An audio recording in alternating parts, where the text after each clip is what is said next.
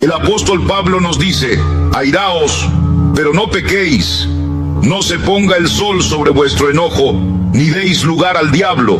Efesios 4, 26, 27. Cuando no tratamos la ira a tiempo, abrimos puertas que no deberían estar abiertas. Muchos justifican sus arrebatos diciendo que son provocados por lo que otros hacen, pero en realidad no son las circunstancias externas las que nos derriban, sino la manera en que las interpretamos. Si alguien nos hiere con palabras, no es esa palabra la que determina nuestro estado, sino lo que permitimos que haga en nuestro corazón. Por eso debemos llevar cada pensamiento cautivo a la obediencia de Cristo. Cuando nos dejamos llevar por la ira, nuestras acciones pierden propósito. Decimos cosas de las que luego nos arrepentimos. Herimos con frases que dejan cicatrices, y muchas veces las consecuencias son irreparables. ¿Cuántas amistades han sido destruidas por una explosión de enojo? ¿Cuántos matrimonios han sufrido heridas por palabras lanzadas sin pensar? La ira es como una niebla que nos impide ver con claridad. Lo que parecía justificable en el momento, luego se revela como una locura. Por eso, el Señor nos llama a andar en el Espíritu, y uno de sus frutos es precisamente el dominio propio. En Gálatas 5, 22, 23, leemos que este fruto incluye amor, paz, paciencia y templanza. Si dejamos que el Espíritu gobierne, Él nos enseñará a responder en vez de reaccionar. Hay sabiduría en detenernos, en respirar, en orar antes de hablar. No todo lo que sentimos debe ser dicho. No toda provocación merece una respuesta. A veces, el silencio es el lenguaje del sabio.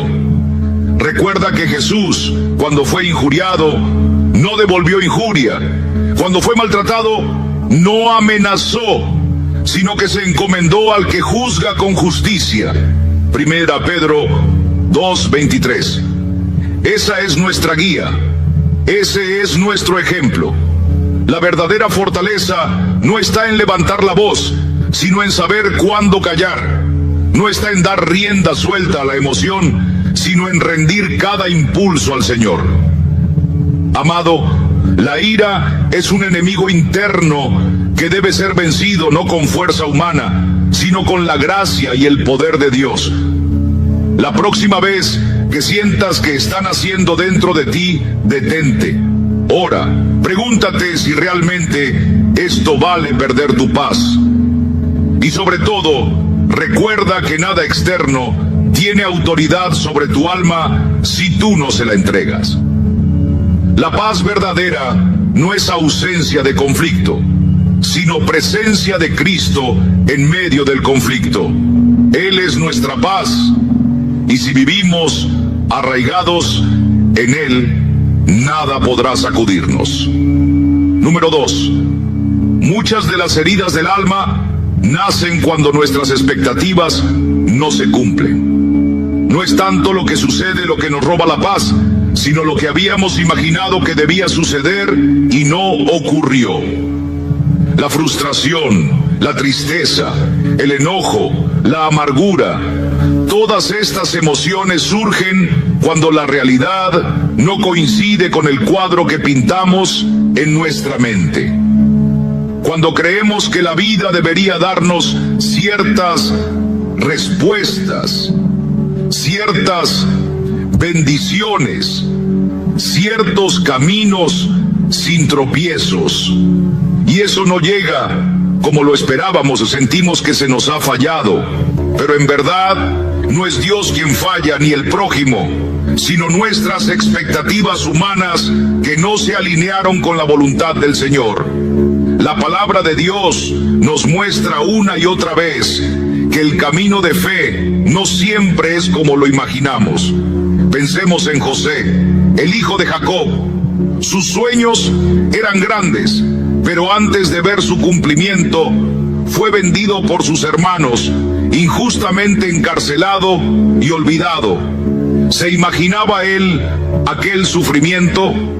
Seguramente no, pero nunca dejó de confiar, y al final dijo con humildad y fe: vosotros pensasteis mal contra mí, mas Dios lo encaminó a bien. Génesis 50:20. Nuestra tendencia es aferrarnos a una visión idealizada del futuro. Pensamos que si hacemos lo correcto, todo debe salir como esperamos. Pero el mundo no opera bajo nuestras reglas, sino bajo la soberanía de Dios. Y cuando la vida no se ajusta a nuestro guión, cuando alguien nos traiciona, cuando el trabajo no rinde frutos, cuando el ser amado no responde como quisiéramos, reaccionamos con dolor. Pero ese dolor muchas veces proviene no del hecho en sí, sino del contraste entre lo que queríamos y lo que recibimos. Imagina a una mujer que se casa esperando que su esposo la ame como ella ha soñado desde niña. Pero con los años descubre imperfecciones, heridas, frialdad. Su sufrimiento no nace únicamente del comportamiento del esposo, sino de aquella imagen que formó en su corazón y que ahora se ha quebrado. O piensa en alguien que ha servido fielmente en su iglesia, esperando ser reconocido, valorado, tomado en cuenta, pero eso nunca llega.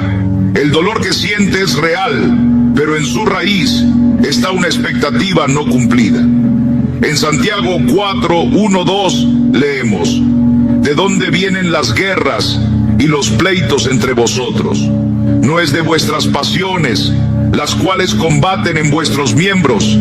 Codiciáis y no tenéis.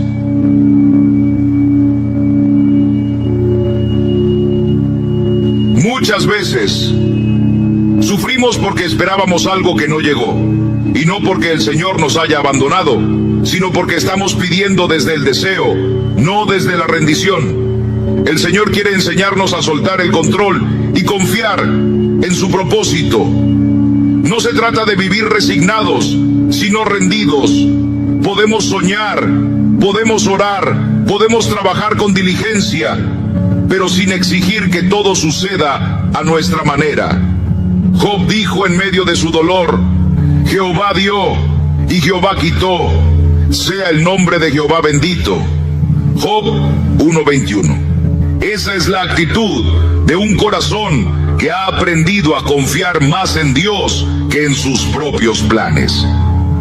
Si dejamos de esperar que las personas actúen siempre como deseamos, si aceptamos que incluso quienes amamos pueden fallarnos, que los planes humanos son limitados y que solo Dios conoce el final desde el principio, entonces empezaremos a experimentar una paz que no depende de las circunstancias.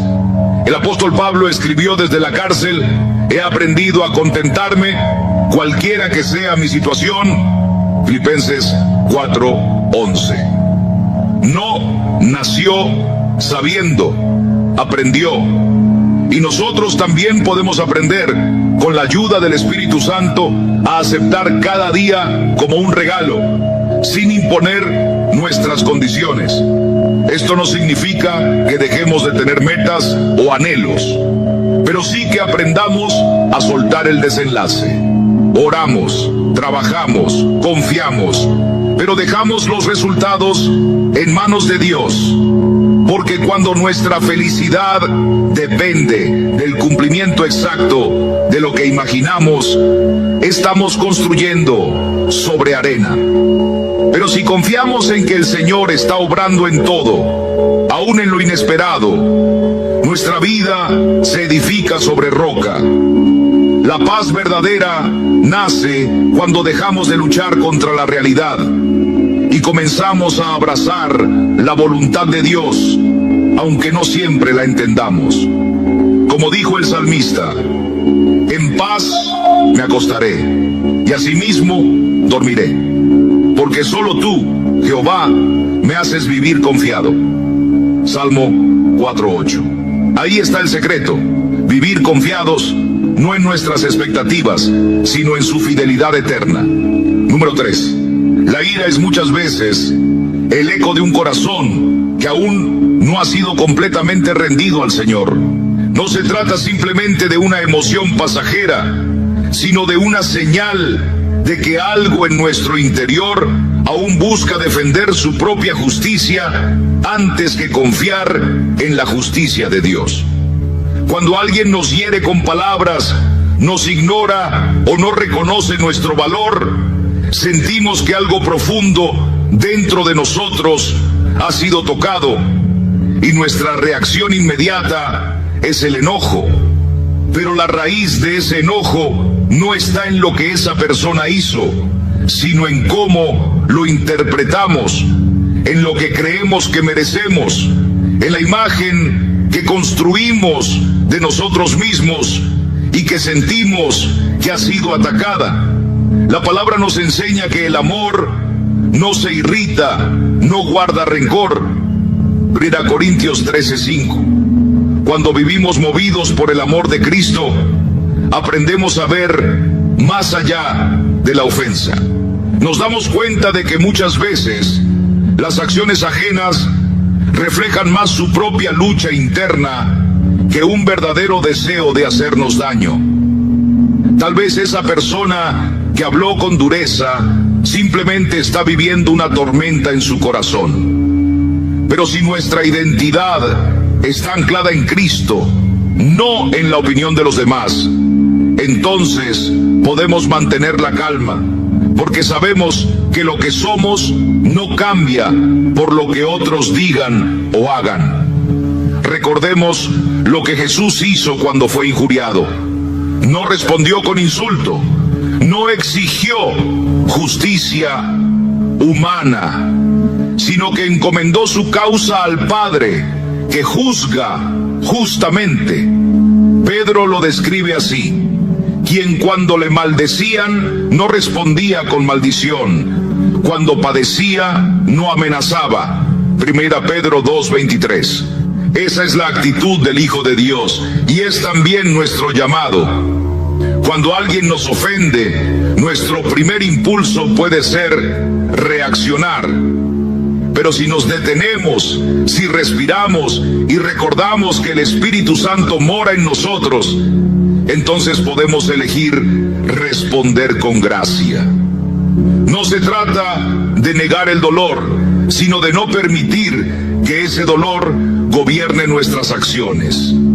Cuando alguien nos cierra el paso en la carretera, o cuando en el trabajo sentimos que no nos valoran, el enemigo susurra: te faltaron al respeto, no puedes permitirlo. Pero el Señor nos dice: bienaventurados los pacificadores, porque ellos serán llamados hijos de Dios. Mateo 5:9. No somos llamados a reaccionar como el mundo, sino a vivir como quienes han sido transformados por la gracia. Si el insulto de alguien no cambia quiénes somos en Cristo, si su desprecio no borra la obra que Dios ha hecho en nuestra vida, ¿por qué darle poder sobre nuestra paz? Pablo nos exhorta a no dejarnos vencer por el mal, sino a vencer el mal con el bien. Romanos 12:21. Cuando respondemos con mansedumbre, cuando no devolvemos mal por mal, estamos actuando con la verdadera fortaleza que viene del Espíritu. La ira muchas veces es el fruto de un corazón que aún desea ser reconocido por los hombres. Pero cuando entendemos que ya somos aceptos en el amado, como dice Efesios 1:6, ya no necesitamos probarle nada a nadie. Nuestra identidad está segura, y eso nos da libertad para no tomarnos las cosas de forma personal. No se trata de permitir abusos o injusticias, sino de responder desde la sabiduría y no desde la emoción. Un corazón gobernado por el Espíritu sabe cuándo hablar cómo hablar y cuándo callar. La paz no se encuentra controlando a los demás, sino rindiendo nuestras reacciones al Señor. Y cuando dejamos de ser el centro de nuestra propia historia y colocamos a Cristo en ese lugar, entonces la ira pierde su dominio. Porque ya no vivimos para defender nuestro orgullo, sino para reflejar la gloria de aquel que nos llamó de las tinieblas a su luz admirable. Número 4. El perdón es el camino por el cual el Señor nos libera del peso amargo del enojo. ¿Cuántas veces caminamos por la vida arrastrando una carga invisible, una herida abierta que nos roba la paz y nos encierra en una prisión de resentimiento? Pensamos que al aferrarnos al dolor estamos castigando a quien nos hizo daño, pero en realidad lo único que logramos es castigarnos a nosotros mismos. La ira consume nuestra alma como una llama que nunca se apaga, pero el perdón apaga ese fuego. No se trata de minimizar lo que nos hicieron, ni de olvidar como si nada hubiera pasado, sino de permitir que la gracia de Dios sane lo que el hombre ha roto. Jesús, colgado en la cruz, herido, traicionado y escupido por aquellos a quienes vino a salvar, pronunció palabras que estremecen el corazón: Padre, perdónalos, porque no saben lo que hacen. Lucas 23:34. Él no esperó el arrepentimiento para ofrecer perdón, lo entregó como un acto de amor puro, un acto que abrió las puertas del cielo a toda la humanidad. Cuando tú y yo perdonamos, no estamos haciendo un favor al que nos hirió, estamos dando un paso de fe hacia nuestra propia libertad. Aferrarse al enojo es como beber veneno esperando que el otro sufra. Revivimos el dolor una y otra vez, permitimos que el pasado gobierne nuestro presente y con ello nos mantenemos atados. Pero el Señor nos llama a algo más alto. Nos dice en Efesios 4:31-32: quítense de vosotros toda amargura,